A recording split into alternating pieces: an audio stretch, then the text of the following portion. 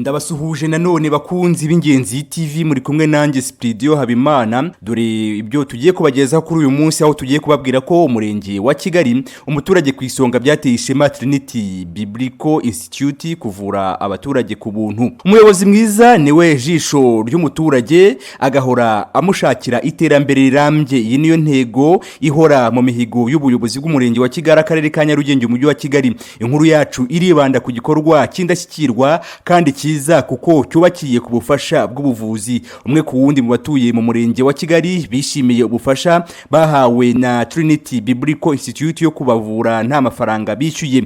Iyo umuntu yumvise ijambo ivuga butumwa yumvamo byinshi bishingiye ku bufasha, nk'uko byakozwe mu Murenge wa Kigali, aho umuryango Trinity Biblical Institute yogeza ivuga butumwa watangije igikorwa cyo kuvura abaturage bo mu Murenge wa Kigali, akarere ka Nyarugenge, umujyi wa Kigali, kandi ku buntu. Iki gikorwa cyerekana ko ubuyobozi bw'Umurenge wa Kigali buhora bushakira abaturage iterambere rirambye. Bwo hatangizwaga igikorwa cyo kuvura abaturage bo mu Murenge wa Kigali, cyitabiriwe n'umuyobozi nshingwabikorwa w'akarere ka Nyarugenge wungirije ari we Dedeya w'amahoro Genevieve. Abaturage bo mu Murenge wa Kigali bagize bati tujya dukorerwa ibikorwa byinshi tukibagirwa itariki, ariko iya 16 Kanama 2024 ntabwo tuzayibagirwa kuko twayiboneyeho umugisha. Gitifu w'Umurenge wa Kigali Ntirushwa Christopher yashimiwe cyane n'abaturage, aho bagize bati kuva ahagereye mu Murenge wa Kigali ibikorwa by'indashyikirwa amaze kutugezaho ni byinshi kandi byatuzamuriye imibereho. Nehemiya Kwizera, umuyobozi w'ishami Trinity Biblical Institute mu Rwanda, yagize ati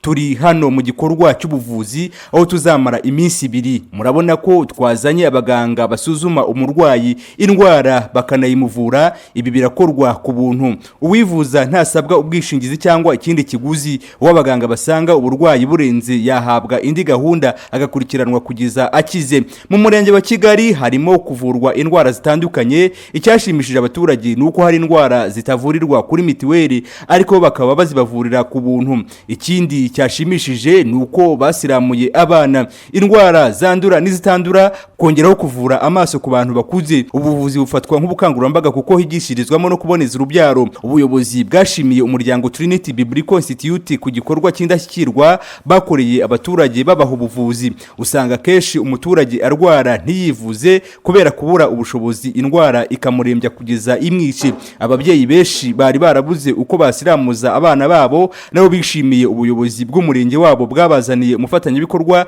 Trinity Biblical Institute yabavuye ku buntu. Iyi ni Ingenzi TV, muri kumwe nanjye Spidio Habimana.